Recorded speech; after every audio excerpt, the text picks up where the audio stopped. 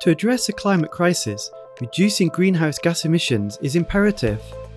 One of the Copernicus Sentinel expansion missions, led by the European Commission, will play a critical role in tracking the amount of carbon dioxide in the atmosphere. This is the Copernicus Anthropogenic Carbon Dioxide Monitoring Mission, or CO2M for short.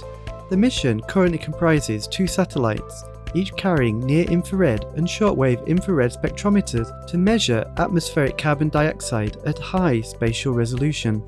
Today we're at Thales SESO, a large precision optics and systems manufacturer in Aix-en-Provence in France, to see how the development of some of the measuring and optical components is going. With a wealth of experience in high-end state-of-the-art precision devices, they are the perfect partner to produce exacting components for observations from space. Let's meet some of the team who can tell us more about the project. CO2M will be the first satellite to measure the greenhouse gases emission. Of course, CO2 or methane has already been measured in the past. It has started 20 years ago. But to measure the human-made part of it is really the difficult part. And this, we have to realize, it is a measurement of 1 particle of CO2 on a very large background of 400 particles of CO2 per million particles of air.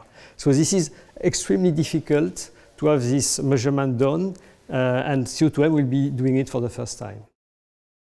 Thales Space will deliver to HB 2 CO2M payloads based on a modular architecture and design to be built around 3 instruments for each payload.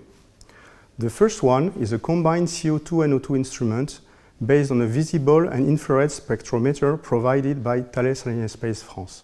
The second one is a multi-angle polarimeter, which is called MAP, based on 4 identical cameras contained in a dedicated optical unit provided by Thales Space in United Kingdom.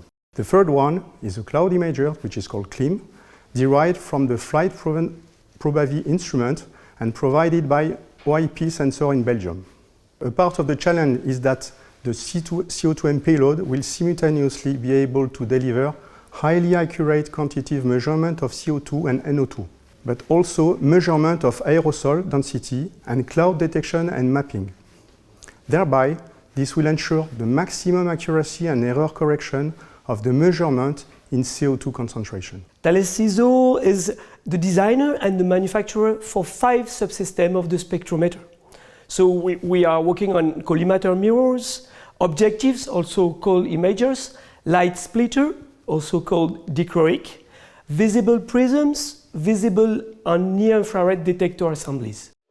The mirrors inside the spectrometers need to have extremely precise reflective properties. The 5 manufacturing steps of milling, grinding, lightening, polishing and coating have to be carefully completed with stringent measurement controls applied at each level of the production. This is the last control before final polishing. So we have here an holographic control that will allow to get a map, a cartography of the last default before ion beam figuring polishing. So the interferometric measurement allow to see fringes of the mirrors, permitting the detection of the default. In terms of manufacturing, several challenges need to be managed. The first challenge is polishing, mainly mirror polishing. The polishing accuracy is very tight. What we are doing basically is we are removing defects on surface with a precision equivalent of a hair on a football stadium. On top of that, we are not at a flat surface, but on a very complex geometry named freeform. The CO2M mission will improve estimates of carbon dioxide emissions from human activity.